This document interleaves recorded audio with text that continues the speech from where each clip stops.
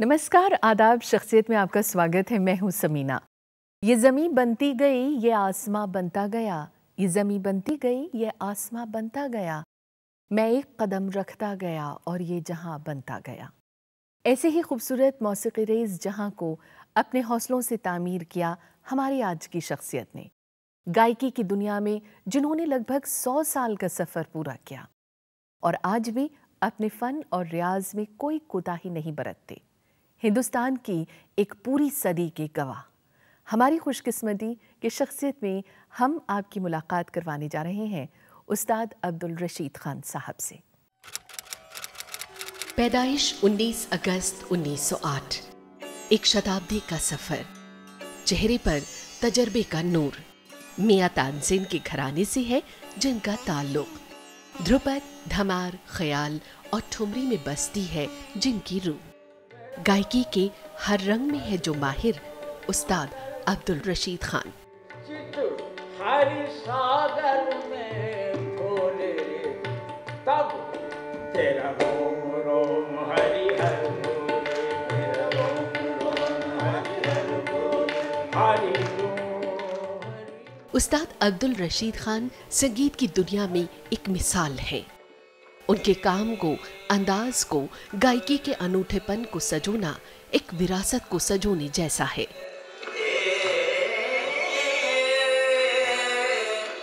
स्वर ऐसा लगाते हैं जो दिल को छू जाता है।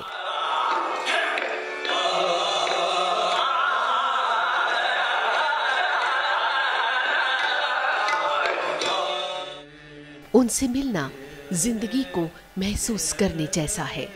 उनको सुनना मानो सुरों के नूर से आत्मा को पवित्र करना है।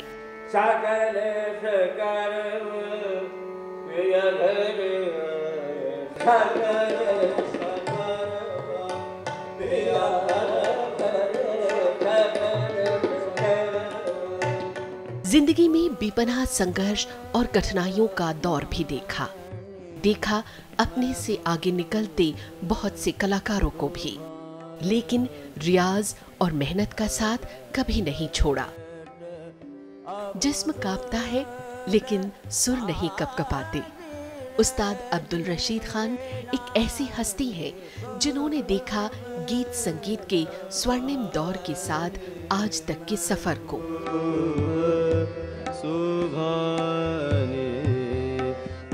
अपने सफर में उन्हें कई सम्मानों से सम्मानित किया जा चुका है। सीधी सादी तबीयत और सिर्फ संगीत और खुदा को समर्पित उस्ताद अब्दुल रशीद खान।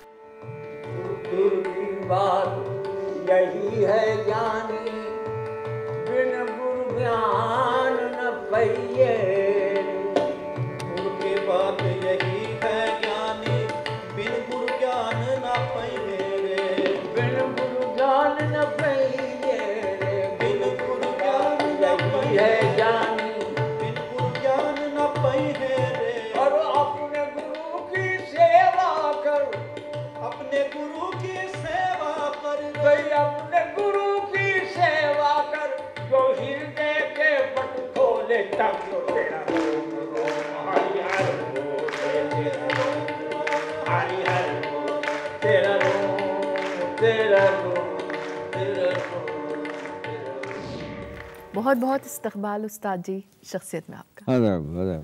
बहुत अच्छा लग रहा है, बहुत खुशी हो रही है और अपनी खुशकिस्मती पर रश्क भी हो रहा है कि आज हम आपको अपने स्टूडियो में बुला पाए। ये तो मेरी खुशकिस्मती है कि मैं आपसे दू गुफ्तगू कर रहा हूँ।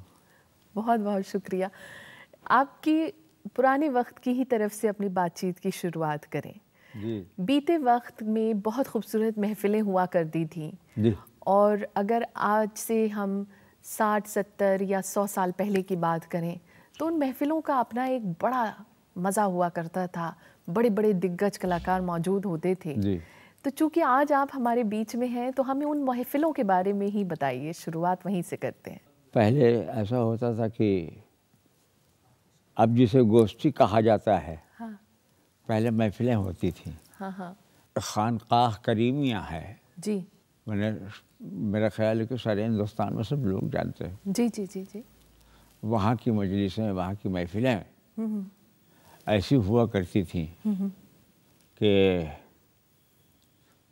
उस वक्त अगर कोई गायक अच्छा गाया तो 5 अशर्फियाँ उस पर रख के मिलती थी, ली जाती थी। किन किन को सुनने का शर्फ हासिल हुआ आपको अपने वक्त में, जो बहुत बड़े बड़े कलाकार थे? हम लोग तो सिर्फ नाम सुनते हैं, हम लोगों ने तो उनको कभी देखा नहीं। क्योंकि दिमाग हाजिर नहीं है, इसलिए कुछ याद पड़ता है, कुछ नहीं याद पड़ता है। हाँ हाँ हाँ, तभी तो आप कहते हैं कि जिस्म कमज़ोर हो गया, हाथ पैर रह गए, लेकिन अल्लाह ताला ने आवाज़ को पूरा रखा माशाल्लाह से। बस ये कुदरत की देन है जी, उसकी मेहर है, मेहरबानी है जी कि हर तरीके से तो मजबूर कर दिया है, मगर अल्लाह ने कमाने खाने के लिए इतना सा ये इतनी हड्डी बचा दी। जी, माशाल्लाह से बहुत सारी बंदिशें तैयार की, बहुत सारे नए राग भी बनाए। आज कुछ याद आता है हमारी ऑडियंस को? अगर आपकी आवाज़ सुनने को मिल जाए तो हम लोगों के लिए तो ये तबर्रुख की तरह हो जाएगा।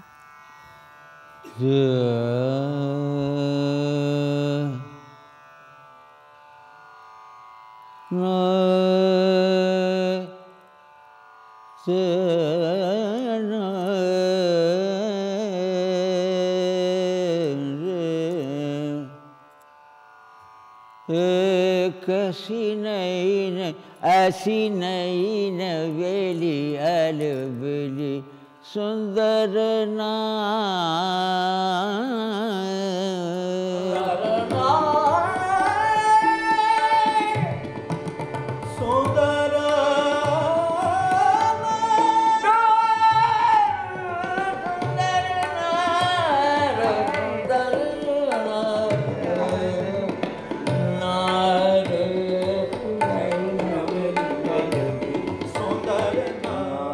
उस्ताद जी, ये बताइए कि जो आपके बचपन के बारे में हमने सुना, आपके जो वालिद थे वो अक्सर कहते थे ये लड़का गा बजा नहीं पाएगा, लेकिन जब आपने शुरू किया तो माशाल्लाह से फिर आप लगातार 22 साल तक रियाज करते रहे, शाम 7 से सुबह 5 बजे तक के।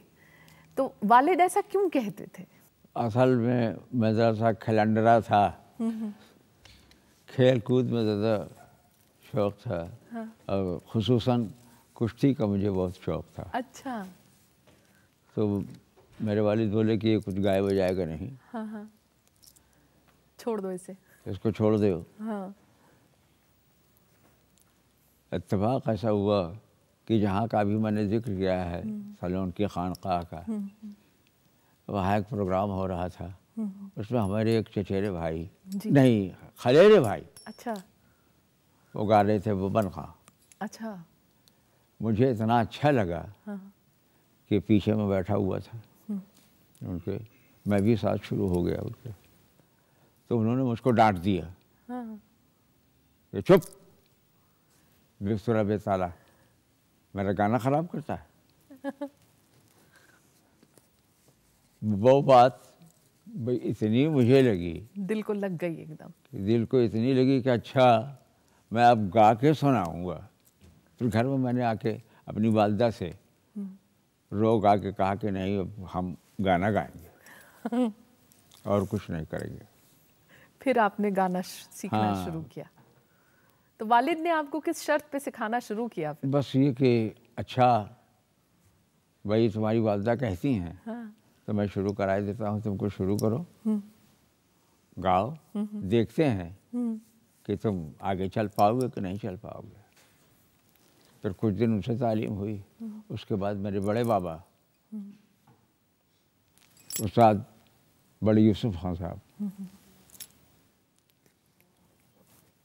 उन्होंने मुझको, मेरी तालीम पूरी की पूरी उनसे हुई। लगभग 22 बरस तक चलता रहा। एक वाक़या बता रहा हूँ जी। यमन शुरू कराया उन्होंने मुझको। तो नीरेगा नीरेगा नीरेगा, गारे नीरेगा धानेरेगा, और गा से आगे नहीं बढ़ रहे। 3 महीने हो गए। एक रोज़ इत्तेफाक से किसी काम से वो उठे तो मैंने अपने दिल में सोचा कि ज़रा लाओ माँ लगा के देखूं। माँ लगाई जैसे वैसे ही आ गए वो। फिर डांट पड़ी। बड़ी डांट पड़ी मुझ पर। बोले कि क्या भैया गंधार तुम्हारी सही हो गई? नीले कहा सही हो गया, जैसे तूने मध्यम लगाया तो मैंने कान पकड़ा, तौबा किया, माफ़ कर दीजिए, अब ऐसा नहीं होगा। तो वो ऐसी तालीम थी। ये बताइए उस्ताद जी, जो मैं आज आपकी उंगलियां देख रही हूँ और आपके लिए कहा जाता है कि जो हम लोग जान पाए, आप उस वाक़ये की तस्दीक करेंगे कि जुगलबंदी का एक बहुत शानदार दौर चल रहा था। जी जी। और जलन और हसद ने कहीं ना कहीं आपका बड़ा बिगाड़ किया। उस वक्त ये सिलसिला शुरू हुआ था जुगलबंदी का। मुझसे कहा गया कि साहब जुगलबंदी है आपकी। मैंने ठीक। एक इधर के साउथ के थे पंडित वो गजानंद राव जोशी जी, उनसे ये कहा गया। वो गाते भी थे और वायलिनिस्ट बहुत अच्छा थे, वायलिनिस्ट थे। तो उन्होंने कहा कि भाई मैं गाऊंगा नहीं, वायलिन बजाऊंगा आपके साथ। वहीं का एक लोकल आदमी तैयार हुआ, लोकल एक गायक उसी शहर का, कि मैं गाऊंगा खजाब के साथ। तो होता यह है कि जब अखाड़े में दो पहलवान खड़े होते हैं तो एक को डिफीट होना तो ज़रूरी। वो इतना जल गया मुझसे, इतना जल गया कि मेरा ख्याल कि अगर उस वक्त उसके हाथ में पिस्तौल होता तो मुझे गोली मार देता। नतीजा ये, मैं उस वक्त चूँकि यंग था और हाथ पैर सब काबू में थे, कब्जे में थे, किसी को कुछ मैंने दूसरा ये महसूस नहीं कर सकता था कि इनको कुछ किया जाए या हो सकता है इनके साथ। तो उसने जिस होटल में मैं ठहरा हुआ था, हाँ, वो बैरे को मिल के, हाँ, उसने मिलाया और मिलाने के बाद मुझे मरकरी दिया खाने में। और पारी का तो ये कायदा है बिल्कुल कि या तो फिर हाथ पैर बेकार कर दे वो, आँख बेकार कर दे, कान बेकार कर दे, सब कुछ बेकार कर दे, और या तो फिर मार दे। दो ही सूरतें होती। अल्लाह के यहाँ से ज़िंदगी थी, जिंदा तो रहा, मगर और बाकी चीज़ें वो सब। ग्वालियर घराने से आपका जुड़ाव कैसा रहा? मुझे ये कहते शर्म आती है कि मेरा सिलसिला ग्वालियर घराने से। सिर्फ एक बात कहूँगा जी कि चे निस्बत खाकरा बालम पाक, कहाँ वो लोग और कहाँ मैं। हालांकि सिलसिला वही है जी, सब कुछ है, हाँ, मगर अंदर से मुझे शर्मिंदगी होती है कि मैं उस घराने का हूँ, मैं उनसे मेरा ताल्लुक़ है जिनकी गायकी मुश्क और ख़तन के तरीक़े से है। खान साहब, आपके कुछ अपने हैं जिन्होंने अपनी राय का इजहार किया है आपके लिए, आपको दिखाते हैं उनका क्या कहना रहा आपके इस सफ़र पर। आइए देखते हैं। आदाब खान साहब, बहुत अच्छा लग रहा है कि आपके बारे में कुछ मुझे मौका मिल रहा है कुछ कहने को। आप ग्वालियर घराने के हैं, आपकी जो गायकी है वो ग्वालियर की है, सीनियर मोस्ट घराना है, वोकल घरानों में से सीनियर मोस्ट ग्वालियर का है। आपने खान साहब, आपकी मॉडेस्टी, आपकी ह्यूमिलिटी जो है, आप इतने बड़े गायक हैं लेकिन हमेशा एक ह्यूमिलिटी, एक मॉडेस्टी, तो इन चीज़ों को देखकर हमें भी एक रास्ता आपने दिखलाया। पिछली अक्टूबर में हमने बुलाया, आप कष्ट करके कलकत्ते से आ गए थे। आपने वहाँ पे जो कबीर जी के दोहे गाए, उसके बाद राम तेरा आसरा, राम तेरा आसरा जो आपने ये गाई है, ये चीज़ पूरी ऑडियंस उठ गई, आपको याद होगा, पूरी ऑडियंस, स्टैंडिंग ओवेशन आपको। और बस मैं यही कह सकती हूँ खान साहब कि आपकी और लंबी उम्रें हों। उस्ताद जी नमस्कार, आपको बहुत शत शत प्रणाम। मैं समझता हूँ संगीत के क्षेत्र में भारतवर्ष को भगवान की आप देन है। ग्वालियर घराना जो पुरानी तानसेन तानसेन की परंपराओं से ओतप्रोत है, आप आज भी उसको एक मशाल की तरह लेके चल रहे हैं और 106 वर्ष की उम्र के बावजूद भी आपकी आवाज़ में वो जो लचक है, आवाज़ में जो गूंज है और आवाज़ में जो मिठास है, वो मैं समझता हूँ बहुत कम संगीतज्ञों में या संगीतकारों में मिलेगी। और मुझे एक और चीज़ जो ख़ास तौर से आपके बारे में मुझे प्रभावित की, वो ये कि आप हर दृष्टिकोण से एक संपूर्ण कलाकार हैं। एक कुछ लोग गायक होते हैं तो सिर्फ गाते हैं, आपकी बंदिशें, जिसे आप कहते हैं नायक भी हैं और गायक भी हैं, आपकी बंदिशें जो दिल को छू जाती हैं, जो चाहे वो श्रृंगार रस की हों चाहे भक्ति रस की हों, आपका जो इन्हीं सभी क्षेत्रों में जो आपका आधिपत्य है, जो आपका हस्तक्षेप है और आपकी जानकारी है, वो मैं समझता हूँ हर दृष्टिकोण से अद्वितीय है। क्या कहना चाहेंगे इन लोगों के लिए आप उस्ताद जी? ये तो उनकी मोहब्बत और शफकत हाँ। और चाहत हाँ। है कि जो मुझे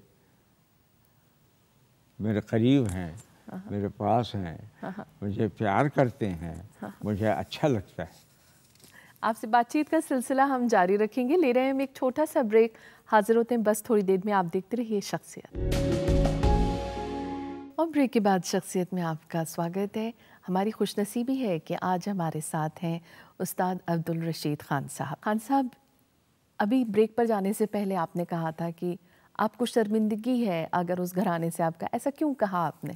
वो लोग अपना गाते थे लेकिन आपने भी कुछ हद तक के उनको, उनकी उस जिसको कहते हैं ना, उसको छूने की कोशिश तो की माशाल्लाह से।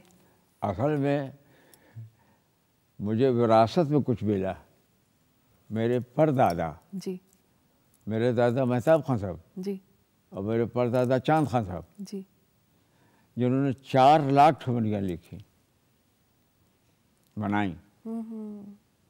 तो कहाँ 4 लाख और कहाँ 4-5 हज़ार, कितना फ़र्क हो जाता है। मगर सिलसिला वही है। ब्रज भाषा हमारी अपनी पसंदीदा ज़बान है। मुझे बहुत शौक़ था। तो जैसे मेरे परदादा ने लिखा, जी, वो उसी ढंग से मेरी जो बंदिशें हैं, जो सुनेंगी आप वैसे ही पाएंगी।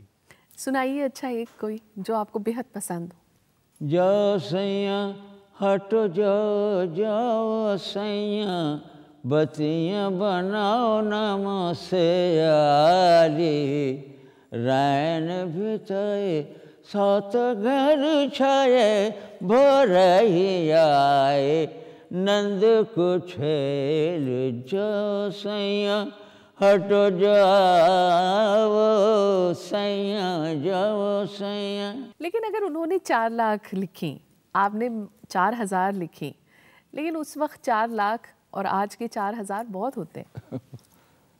आप लोग ऐसा समझते हैं? बिल्कुल, हम लोग ऐसे ही नवाज़िश समझते है हैं। आप। ये बताइए उस्ताद जी कि पहला परफॉर्मेंस आपने कब दिया था? पहला परफॉर्मेंस मैंने अपने पीर के सामने, जिनसे मैं बैत हूँ, हज़रत हाजी हाफिज़ मौलाना हज़रत शाह मोहम्मद नईम अता साहब सलोनी, उनके सामने। अच्छा, अभी आप जो फ़िलहाल दिल्ली में आए, जी, तो मैंने ये सुना कि आपने माशाल्लाह से हज़रत अमीर खुसरो रहमतुल्लाह अलैह का वो कलाम पेश किया जो अमूमन लोगों ने सुना भी नहीं था। कुछ सुनाएंगे आप हज़रत अमीर खुसरो रहमतुल्लाह अलैह का? अगर कोई आपने कलाम अभी इस वक्त याद आ रहा हो तो कुछ 1-2 लाइन सुना दीजिए। कौन रोज के रूह आदम बबदन गुफतन दरतन दरतन दरा दरा दर आमद दरतन, कौन रोज के रूह आदम बबदन गुफतन दरतन दरतन दरा दरा दर आमद दरतन, कौन रोज के। आपने कहीं कहा है कि राग जो है वो कुदरत को प्रभावित करते हैं, तो कोई भी गायक जब कोई भी बंदिश या कोई भी राग पेश करे तो वो कुदरत को ज़रूर ख्याल में रखे। क्यों कहा था आपने ऐसा? रागों का ताल्लुक टाइम से है, वक्त से है। जैसे भैरव आप शाम को गाइए, अच्छा लगेगा। बिल्कुल। इनमें भी जान है, जिंदा है ये। तो जो वक्त होगा जिस राग का, अगर उस वक्त गाया जाएगा तो अच्छा लगेगा और भला लगेगा। आपने तो मेरे ख्याल से आज़ाद हिंदुस्तान का रंग भी देखा, और आज़ादी के बाद बहुत कुछ बदला। जो आज़ादी से पहले था वो ठीक आज़ादी के बाद बहुत कुछ बदल गया। तो उस पीरियड की, उस वक्त की कोई किस्सा याद आता है आपको?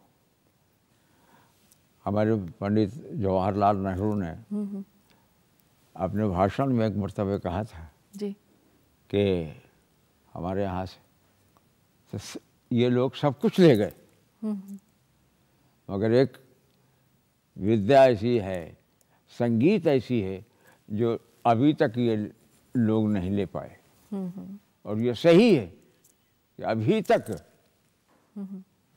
इनके गाने बजाने में वो चीज़, वो बात नहीं आई, चाहे जितना भी सीखें। आपके कुछ और अपने हैं आपको जो लोग बहुत चाहते हैं, उन्होंने अपनी राय का इजहार किया है, आपको दिखाते हैं उनका क्या कहना है। आइए देखते हैं। मेरी इंटरेक्शन उस्ताद अब्दुल राशिद खान साहब के साथ बहुत पुरानी तो नहीं है, लेकिन मैं भी उनके बहुत सारे एडमायरर्स में से एक हूँ। उनके म्यूज़िक के एडमायरर हैं हम, और उनकी उम्र का और उनकी फ़िज़िकल डिसेबिलिटी के मद्देनज़र रखते हुए जिस तरह का वो म्यूज़िक इस समय दुनिया को दे रहे हैं, इसकी मिसाल कहीं कहीं देखने को नहीं मिलेगी।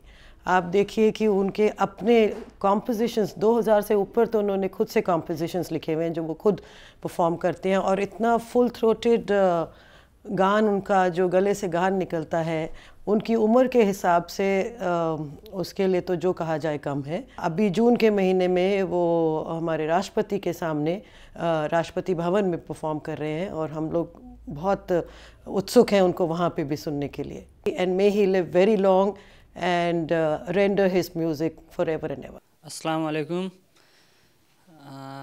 खां साहब के बारे में मेरे दादा हैं उस्ताद अब्दुल रशीद खां साहब। वो आर्टिस्ट तो ही हैं और बाकी बहुत सीधे आदमी भी हैं, और बहुत उनके बारे में जितना ज़्यादा कहा जाए उतना कम है।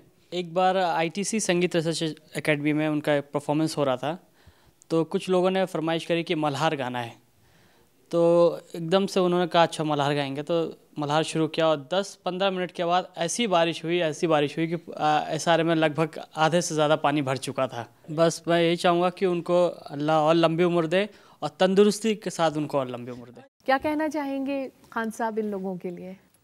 बहुत अच्छा लगा, बहुत इन लोगों की नवाजिश मेहरबानी है। चलते चलते आप आज की जो नौजवान पीढ़ी है जी, उसको क्या पैगाम देना चाहते हैं? होता यह है कि बच्चे आते हैं सीखने के लिए, और वो ये चाहते हैं कि आज ही मुझको गाना आ जाए और आज ही मैं परफॉर्मेंस दूं। ये तो उनकी तबीयत है, उनका रुझान है, उनका अपना उनकी अपनी सोच है। बहरकैफ मेरा कहना यह है कि इसको और करो, और खूब तरक्की दो इसको, और लगन तुम में पैदा हो, तब जाके कुछ हासिल होगा।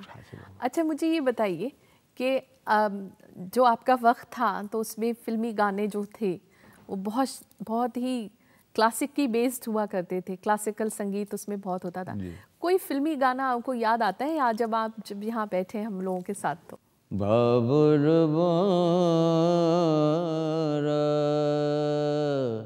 नैहर छूट चार कहार मिले मोरी डोलिया सजावे मोरा अपना बेगाना छूट जाए। बहुत बहुत शुक्रिया उस्ताद जी, आप आज शख्सियत में आए और आपने हम लोगों को इतनी इज्जत दी, बहुत बहुत शुक्रिया। तो शख्सियत में आज फ़िलहाल इतना ही। यकीनन एक पूरी सदी को समेटने के लिए ये आधा घंटा तो मुमकिन नहीं है। एक और नए और ताबिंदा सितारे के साथ आपसे होगी जल्द मुलाकात। इजाज़त दीजिए, नमस्कार, आदाब।